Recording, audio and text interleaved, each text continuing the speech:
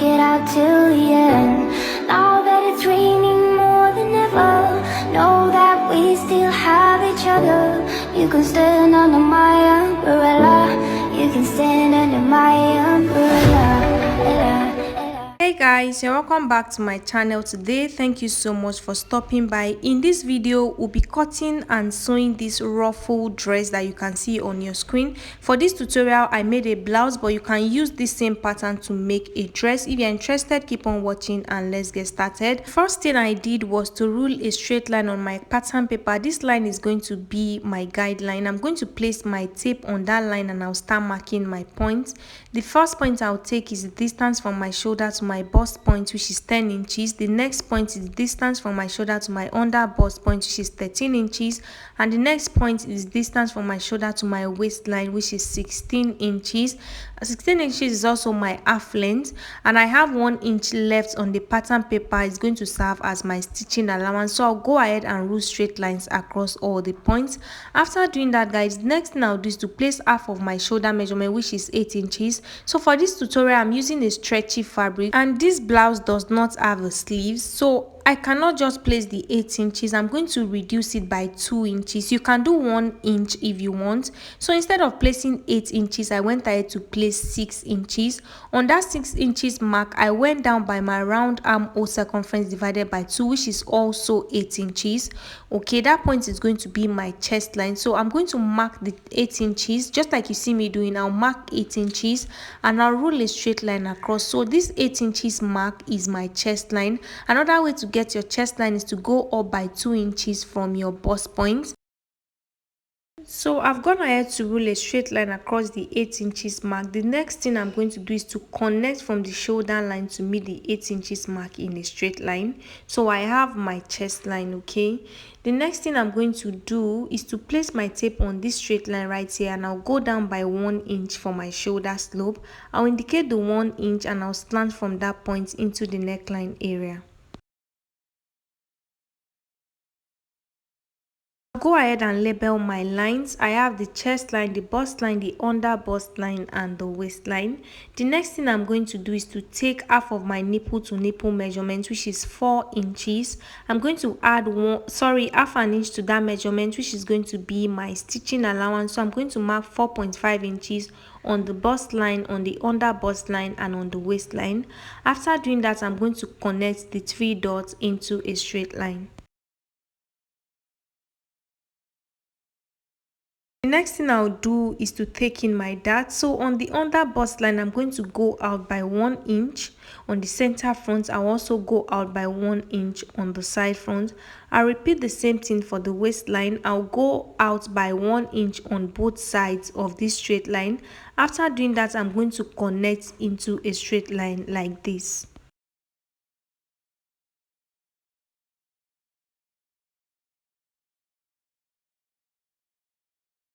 The next thing I'll do is to go down on the bust line by 1 inch.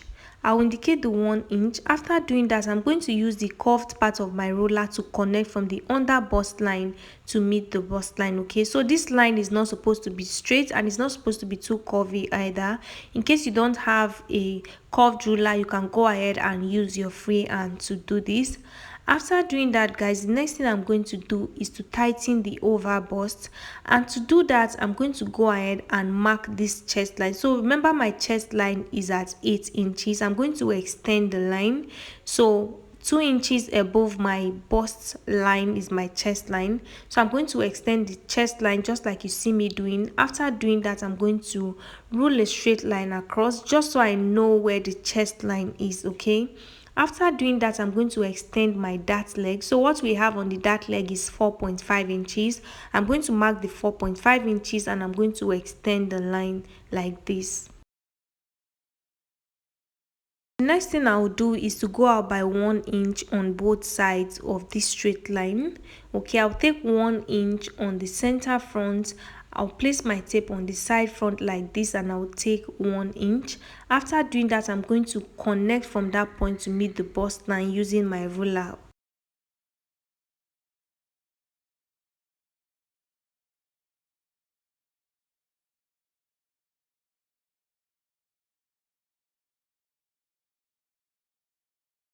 After connecting, I'll go ahead and blend any sharp edge.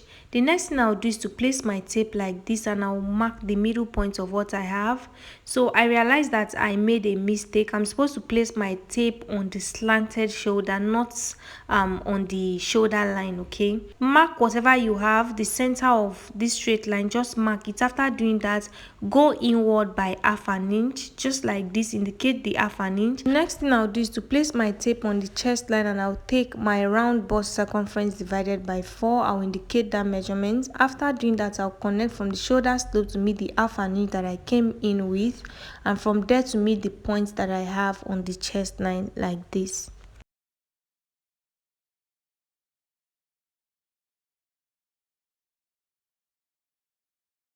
The next thing I'll do is to start placing my measurements. So I already have my bust circumference divided by 4 on the chest line. I'm going to just replace this dart of 2 inches. I'll not be adding stitching allowance because I'm using a very stretchy fabric. On the under bust line, I'll take the under bust circumference divided by 4. I'll also replace the dart. On the waistline, I'll take the waist circumference divided by 4, and I'll replace the dart of 2 inches. After doing that, I'm going to connect the dots together.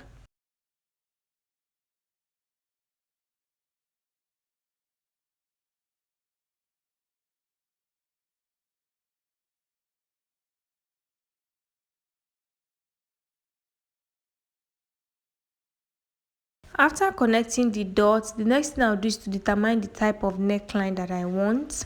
So I'm going to place my roller like this, and then I'll connect.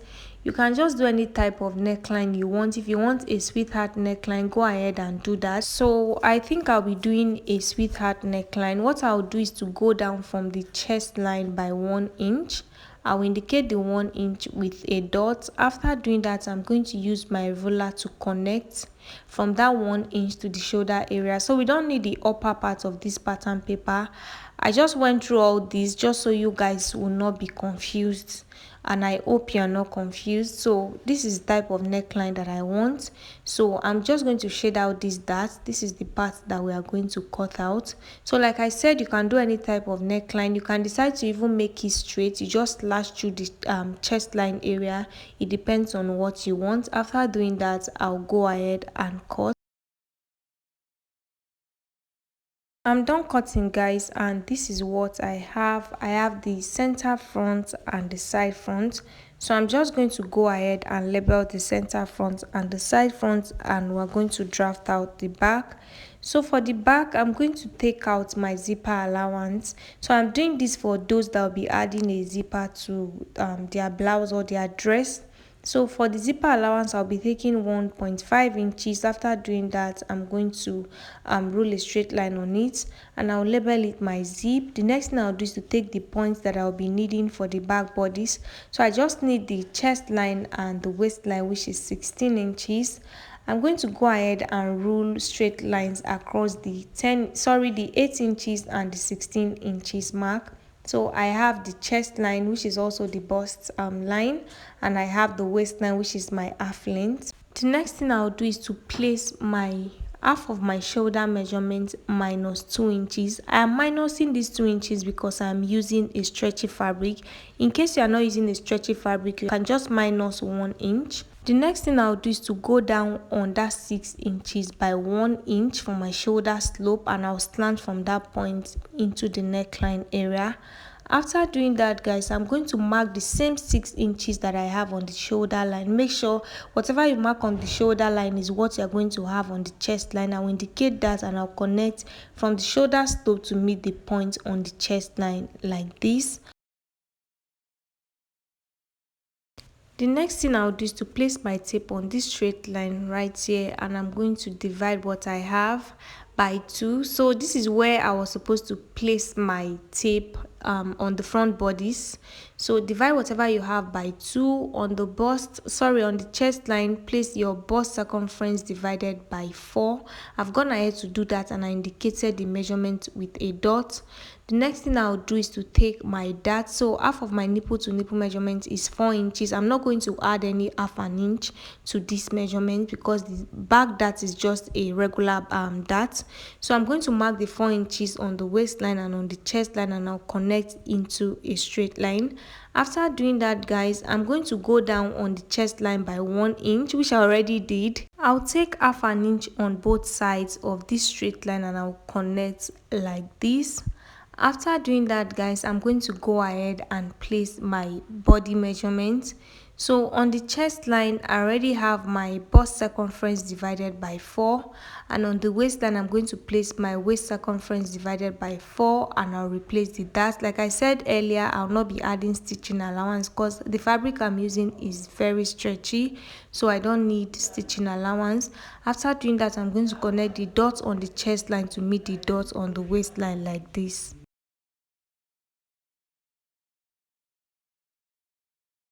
So guys, the next thing I'll do is to determine the type of neckline that I want for the back. You can decide to just lash through the chest line, and you can decide to go down just like we did for the front. Go down by 1 inch and then use this curved part of your ruler or your free hand to connect from that point to the chest line.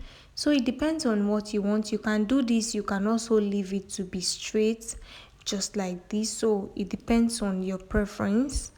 After doing that, guys, I'm going to extend my dart leg just like you see me doing. I'll extend the dart leg like this. The next thing I'm going to do is to mark my half length. So what we had on the front pattern paper was 17 inches. I'll make sure what I have here is also 17 inches. After doing that, I'm just going to rule a straight line across. So if you are making a dress, you are just going to take out your half length and then you are going to cut out the skirt parts. For me, I'm going to extend this when I'm cutting on my fabric because I'm making a blouse. The next thing I'll do is to adjust my zipper area. I have 1.5 inches on the zipper area. So on this waistline, I'll take out half an inch to avoid zip bulge. So I'm just going to connect like this. So I'll be cutting off this half an inch part because I don't need it from this waist area. Okay, after doing that, I will extend my neckline to meet this zipper allowance area just like you see me doing. So I'm here to decide the neckline that I want. I don't know if it's the straight or the curved one. Okay, so that is all for the back pattern, guys. The next thing I'm going to do is to go ahead and cut. So I'll be cutting through the straight neckline. After cutting, this is what I have. I'm going to close the darts because I don't want darts for my blouse. Remember I said I'm using a stretchy fabric, so I'm going to close this dart. You see the way I just folded it on it like this? So if you're not taking your darts, go ahead and fold it in and then use your masking tape to just hold it down. This is what I just did. So I'm just going to cut it out the way it is. And I'm not going to also add zipper. Like I said, I'm using a stretchy fabric, so I'm going to fold in the zipper allowance before I cut on my fabric. So guys, that is all for the pattern drafting. This is my back pattern, so I'm going to go ahead and place the patterns for the front on my fabric and I'll cut. I'll also place the back pattern on my fabric and I'll cut. So for this tutorial, I used 1 yard of lycra fabric, which is a terrible choice of fabric to use for this style.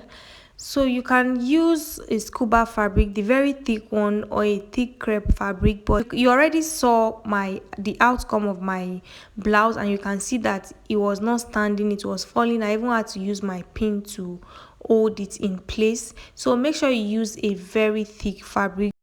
So I've gone ahead to cut on my fabric and this is what I have. So I did not add stitching allowance to the bustier area. The only place I added stitching allowance was the upper part, so I can use it to hem it.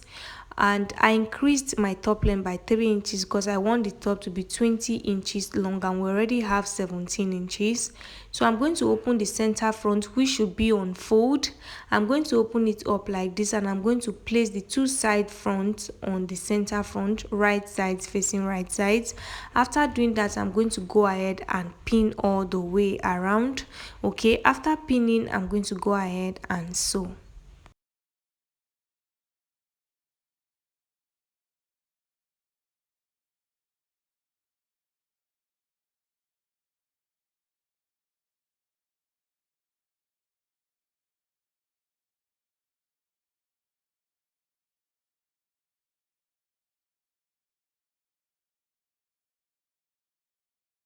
So this is the back piece, guys.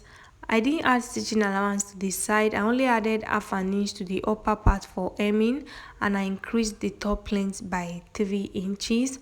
I also went ahead to fold in the zipper allowance because I'll not be adding a zipper.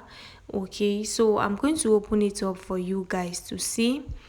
Okay, so I have two pieces for the back because I'm going to close it at the back. That is why I had to split it into two. This is what it looks like. What I'm going to do is to hem the neckline.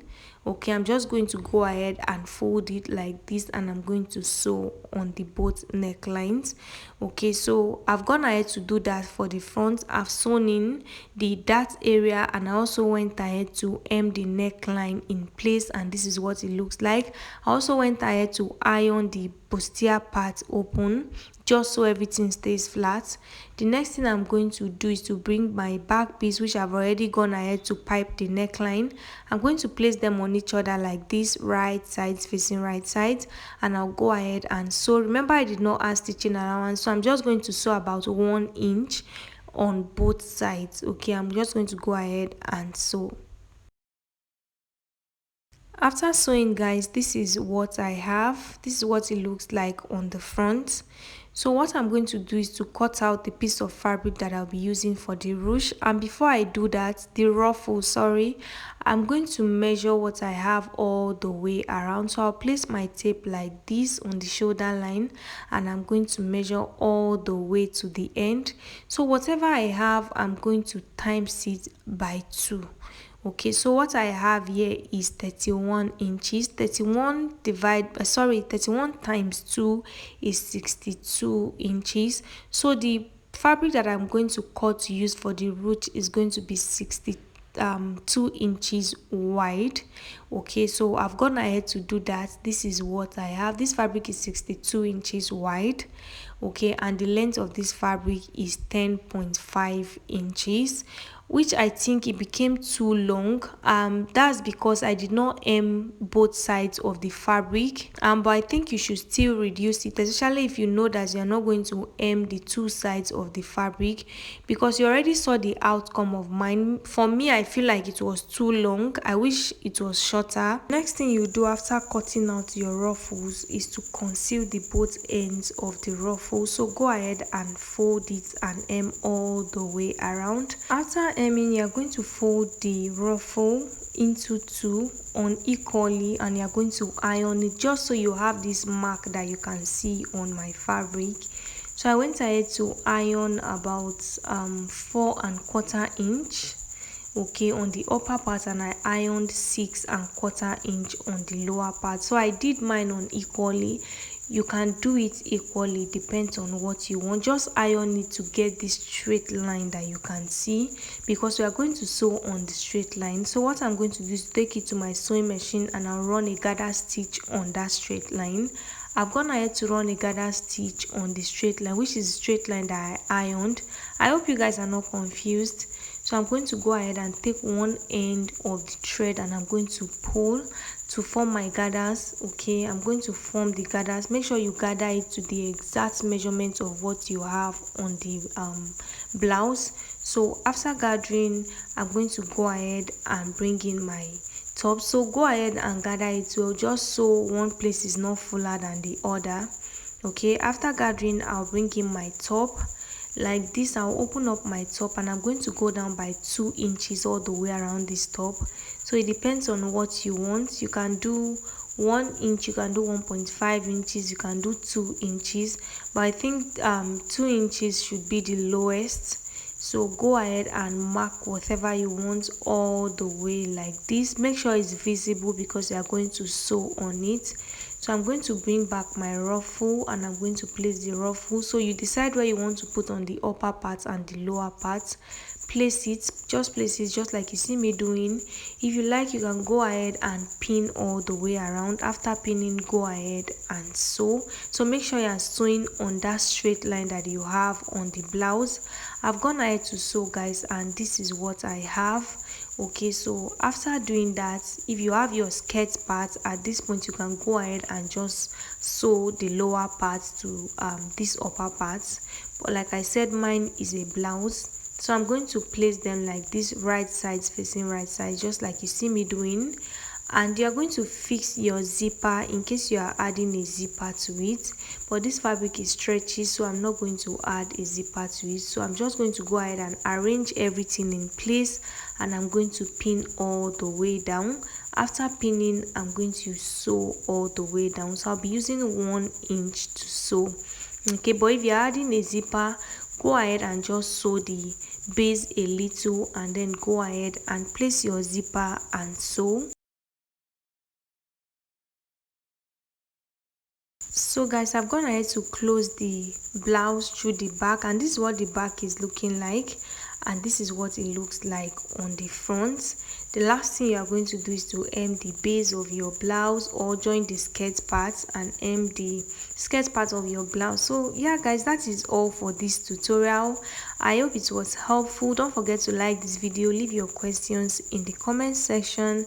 Thank you so much for watching. I'll see you guys in the next one.